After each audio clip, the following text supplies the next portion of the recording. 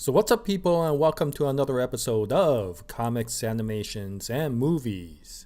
So this is part 2 in our discussion and prediction with regards to the movie Alita Battle Angel, based upon the comic and the anime and the information that we could find with regards to the upcoming movie. Now, as with the very first part, this is an extremely spoiler-rich discussion, so for anybody who does not want to be spoiled with regards to the movie, for example, people who have not watched the anime or read the comic, then I would suggest for you to shut this video off because there will be a significant amount of spoilers in this discussion.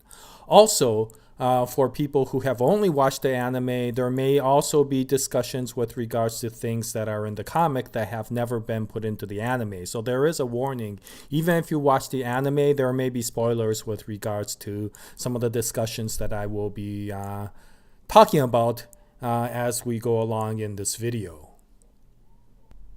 Now, before we begin, I do like to thank a few people who have made comments in my previous video, namely Brett Coaster, Crimson Rose, and Alita Battle Angel. Yes, Alita Battle Angel is the name of the YouTuber.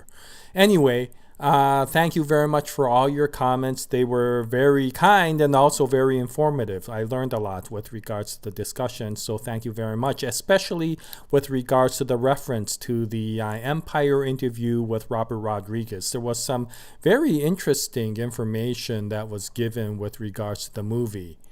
Some of that I'm not sure whether I'm really happy about, but overall, it was something that was quite revealing, and I do want to make a few points with regards to the discussions here. Okay, so yeah, thank you very much once again, Brett Coaster, Crimson Rose, and Alita Battle Angel. So I will be leaving a link to the Empire interview in the description part of the video. So for anybody who wants to go and read up more with regards to the movie and the interview with Robert Rodriguez, which is quite informative, then please go ahead and click on that link. Okay, so just like with part 1, I would like to separate the discussions and the predictions into various topics. And the first topic I would like to talk about is Vector. Of course, the role of the black markets businessman, dealer, who is played by Mahershala Ali in the movie. And what's interesting is if you read the Empire interview, Robert Rodriguez says that Vector has a split personality, which is very new because, of course, both in the comic and in the anime, he did not have that. And one of the personalities is, of course, that of his own personality, Vector's personality. And the other is that of Destinova. And that's a major surprise for me, and it probably will be for anybody who has read the manga, because of the fact that Destinova is basically Alita's archenemy. And he, of course, doesn't come out in the early parts or the early chapters of the comic series. He only comes out in the background, kind of mysterious things that are happening in the back. And it's only later, somewhere around chapter 5, that you really get to meet Destinova.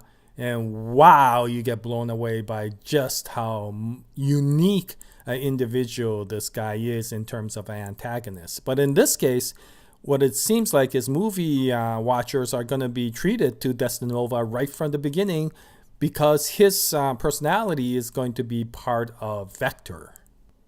And I'm not really sure how I feel about this.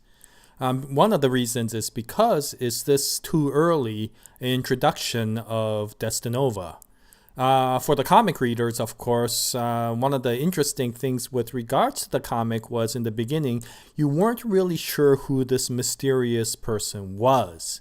And you went through various other antagonists in the beginning, and you only heard about Destinova in the background. You know, the same way James Bond originally heard about Spectre.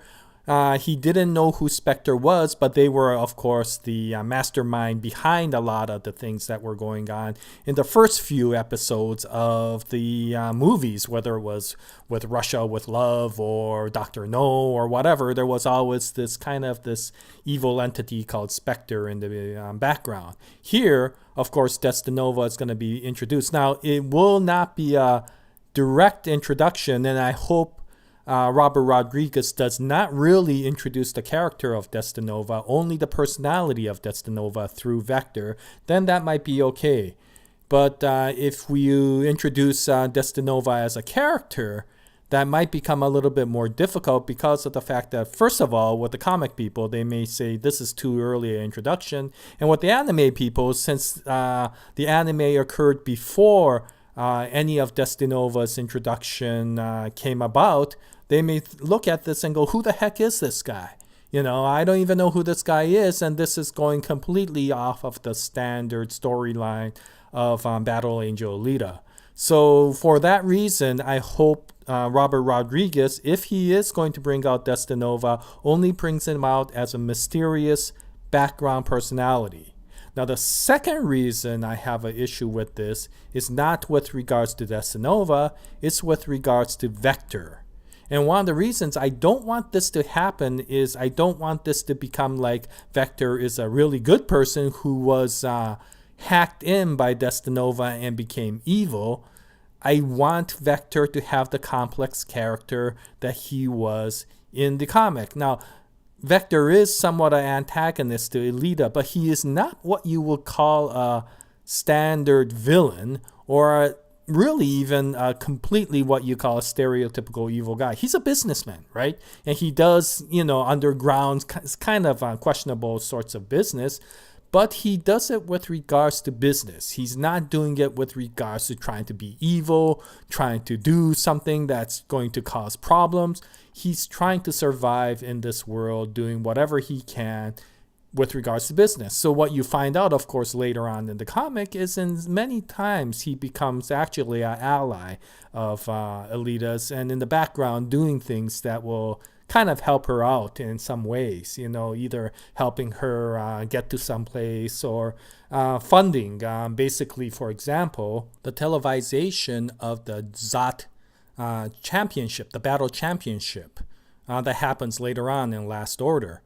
And of course, during that championship, Alita's team is doing the finals against Zeka's team. Zeka's all electromagnetic karate team.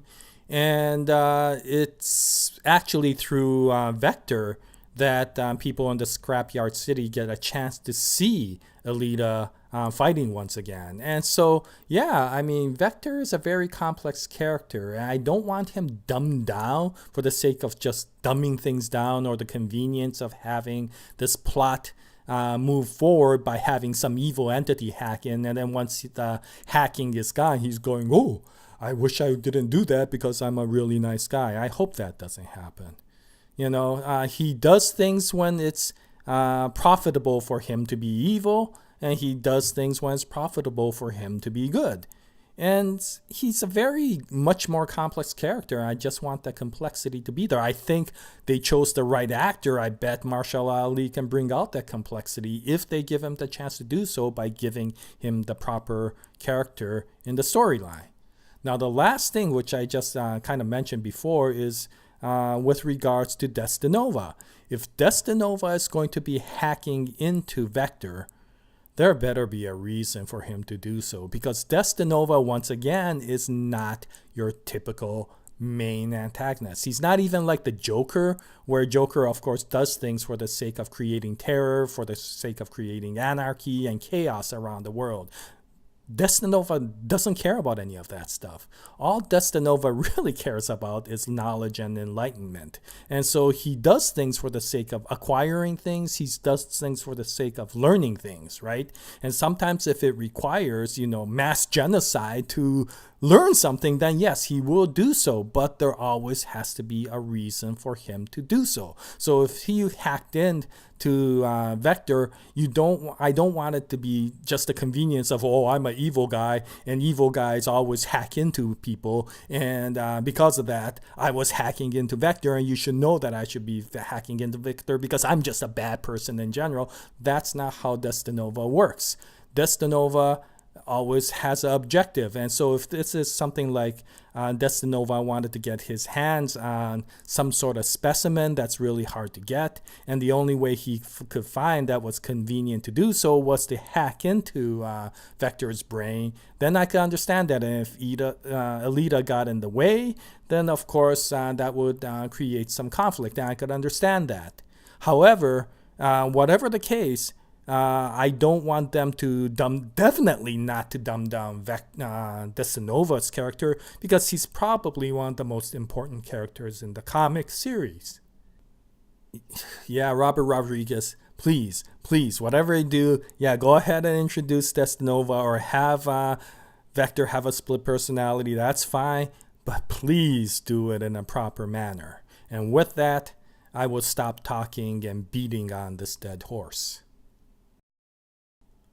Okay, so the next topic is with regards to casting once more. And I did want to ask the viewers how they felt about this casting. Basically, they will be casting, or from what I heard, they casted the role of Koyomi to Lana Condor.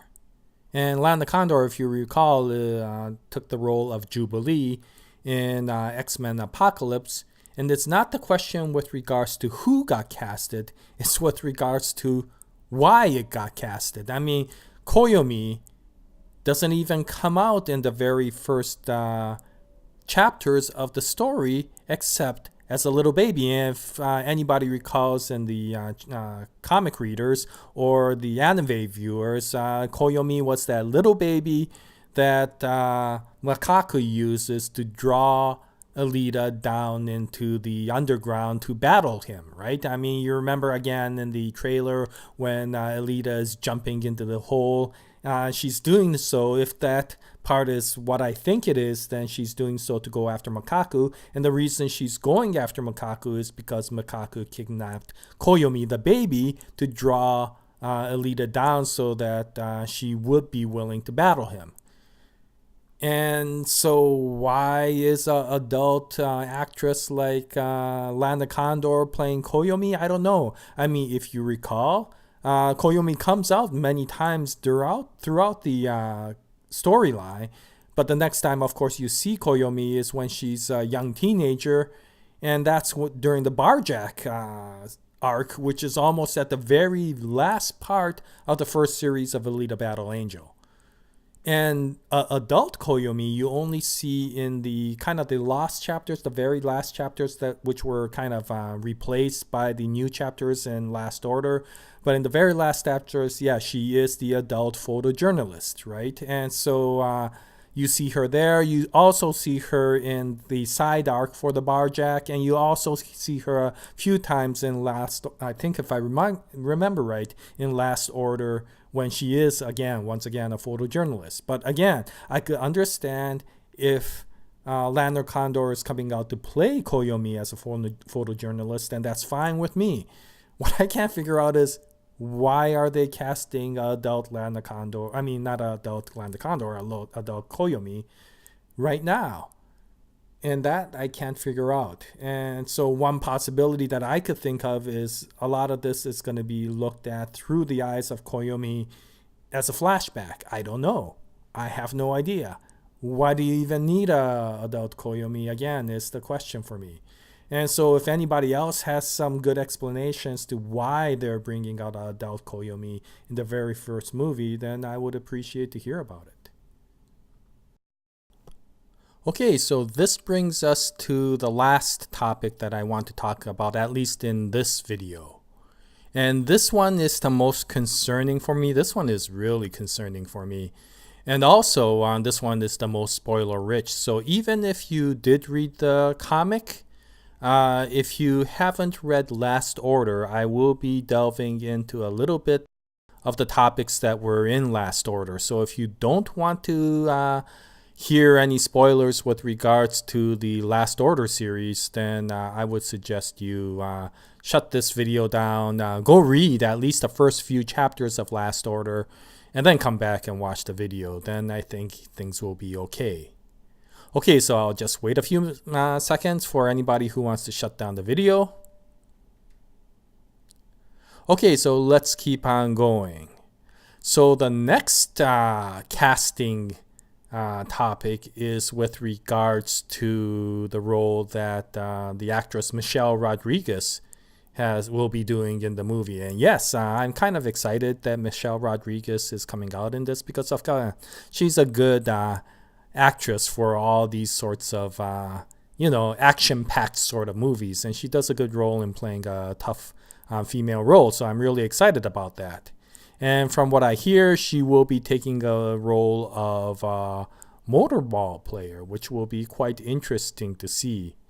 And if she was to take the role of the one female motorball contestant in that arc, whose name was Zafao Takie, then that would be pretty cool. I mean, Zafao was a really cool character in that arc, and so I could see Michelle Rodriguez taking on that role. So what's concerning for me is not, again, the actress, and not even that she's a motorball player, but that her name, the character's name, will be Gelda. And what's even more concerning is some initial information indicates that she would have been a former mercenary from Mars. And that's seriously worrisome. Why?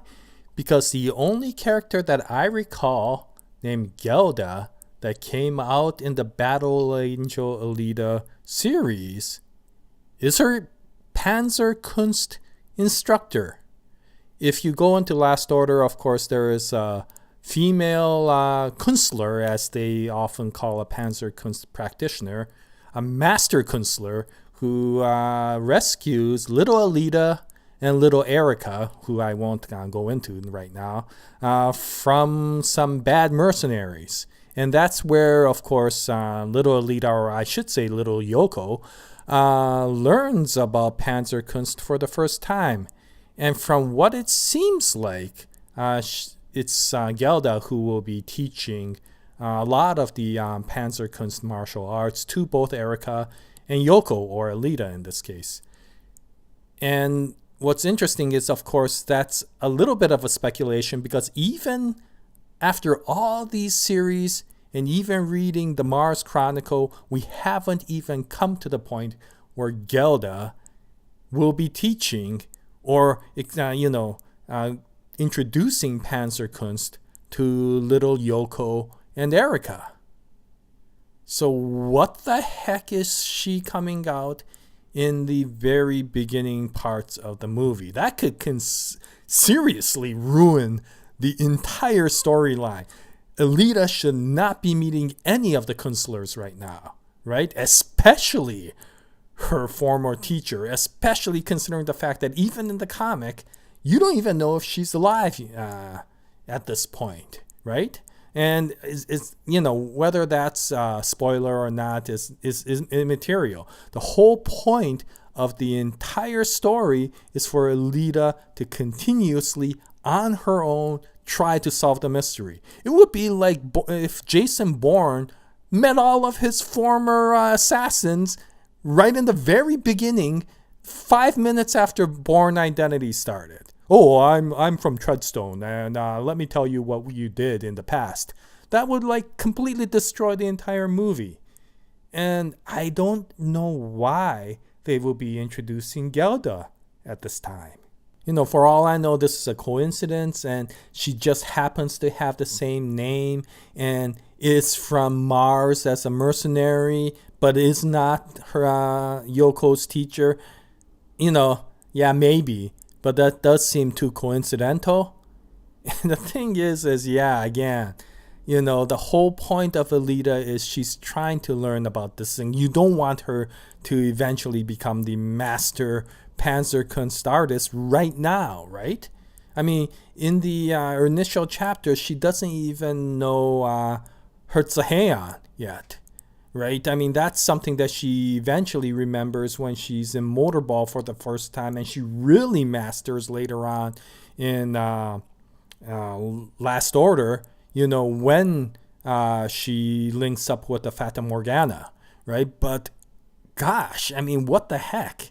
Why bring Gelda out right now? You know, that would be terrible if she starts teaching or informing Alita about her past. And you don't want, again, Alita knowing about her past, because her past is seriously dark, considering the fact that Yoko was basically a Black Ops mercenary of the camera group, right? The camera group, which was the Black Ops mercenary team that she was associated with. And there is a reason why she ends up in the scrapyard junk pile, because of some of the seriously nasty things that occur in her past life, right? So, yeah, I mean, you don't want that to catch up to her right now. And so, whatever the case, if they're going to bring Gelda out, they better not have her reveal her identity to Alita. And second of all, I mean, Gelda is one of the best counselors around. She's considered to be a counselor master, even stronger than Alita, possibly. It's hard to tell still. And by the end of Last Order, it's a little bit questionable because Alita is so powerful. But she's definitely far stronger than any of the characters that come out at this point of time. She could literally wipe the floor with every single motorball artist out, participant out there. She could, in probably 10 seconds, take out the entire team. So why is somebody that powerful coming out in this episode of the movie? I have no idea. You know, if Camera Group is worried because of the fact that Yoko was revived, maybe. But yeah, they better. If Robert Rodriguez does this wrong, I will be seriously upset about this.